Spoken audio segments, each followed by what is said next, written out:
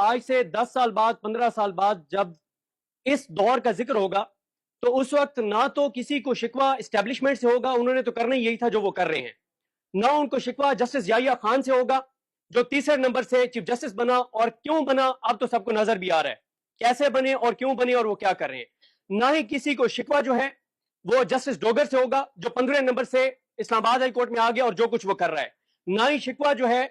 وہ جمال خان مندوخیل سے، نہ ہی شکوہ ہوگا حسن نظر رضوی سے، نہ محمد علی مظہر سے، نہ مسرت ہلالی سے، نہ شاہد بلال حسن سے، نہ عامر فاروق سے، نہ علی باقر نجوی سے۔ ان میں سے کسی کو شکوہ نہیں ہوگا۔ اگر یقین کریں گے تو شکوہ ہوگا تو ان وکلا قیادت سے ہوگا۔ اس کی وجہ یہ ہے کہ یہ تو ایسا ہی ہے کہ آپ کے کسی بہت ہی عزیز کو جب وہ زندگی اور موت کی کشمکش میں ہو اور اس کو بلڈ کی ضرورت ہو اور آپ بیٹھ کے کسی بند کمرے میں، ٹھنڈے کمرے میں بیٹھ کے اس کی باتیں یاد کر رہے ہوں گے، یار وہ بندہ بڑا اچھا ہے، بولتا بڑا اچھا ہے، یہ بات بہت اچھی کرتا ہے۔ بھائی آج آپ یہاں جو یہ بات آج گول میز کانفرنس کر رہے ہیں، یہ گول میز کانفرنس آج سپریم کورٹ کے گیٹ پہ ہونی چاہیے تھی۔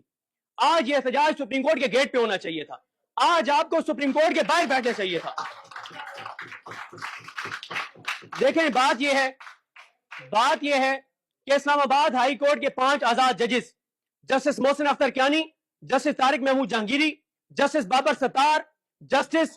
سردار اعجاز عیسیٰ خان، جسٹس سمن رفعت امتیاز، وہ 5 دلیر جج۔ میں نے پچھلے دنوں میں ایک ولاگ میں ایک بات کی، اور میں بلکہ پہلے ایک دن ہوا یہ کہ میں نے جب احمد فرحاد کا کیس چل رہا تھا تو میں نے جسٹس طارق محمود جہانگیری، جسٹس محسن اختر کیانی صاحب کی عدالت کے باہر کھڑے ہو کر کہہ دیا،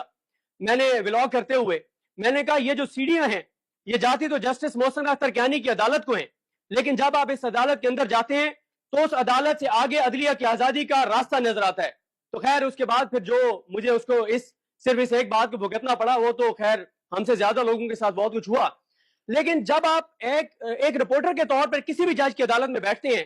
تو وہ جج اس نظام کے حق میں فیصلہ دے رہا ہے، خلاف فیصلہ دے رہا ہے، وہاں تو آپ ایز اے رپورٹر اس کو رپورٹ کر رہے ہوتے ہیں۔ لیکن اگر وہیں پہ میں بیٹھ کے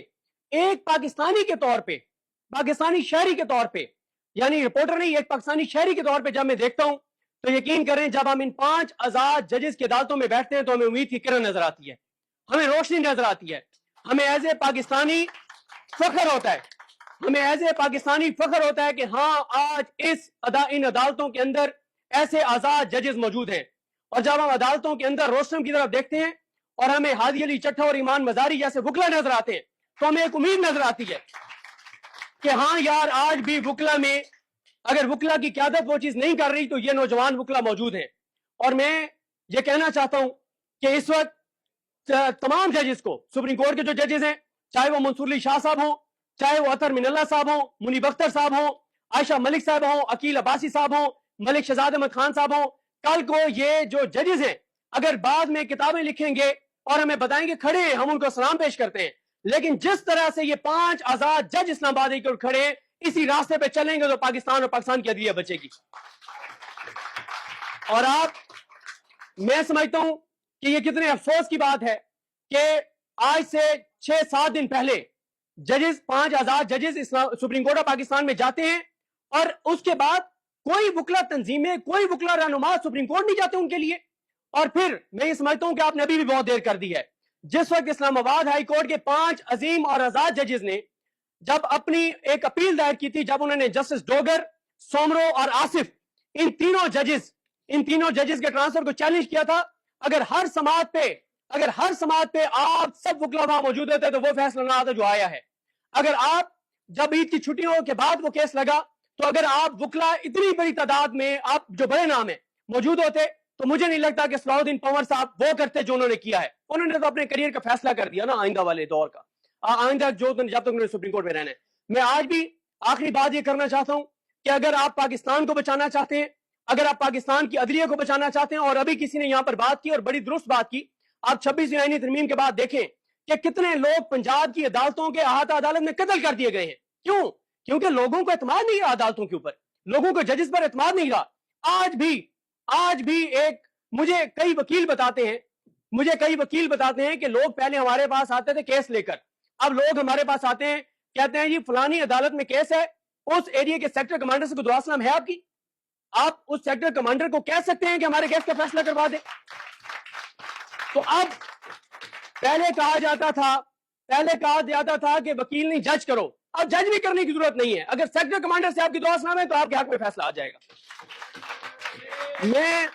میں آخر میں ایک واقعہ سنا کر، میں ہمارے ایک دوست ہیں، بڑے پیارے دوست ہیں، ظاہر ہے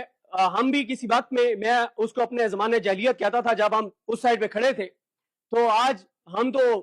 ظاہر ہم نے سیکھا اور ادھر آ گئے ہیں اور جو کچھ ہم نے کیا اس میں معافی بھی مانگتے ہیں. لیکن آج بھی ہمارے کچھ دوست جو اس طرف کھڑے ہیں جن کو ہم سمجھاتے رہتے ہیں کہ ہم نے بڑے قریب سے یہ چیزیں دیکھی ہیں، کوئی فائدہ نہیں ہے تو ادھر ہی آ جاؤ. تو بات یہ ہے کہ ایک دن وہ ایک ٹرائل کورٹ سے ایک کیس کور کر کے آئے اور سپریم کورٹ میں بہت اہم کیس چل رہا تھا. تو ہم جب کورٹ روم میں انٹر ہونے لگے تو وہ اپنے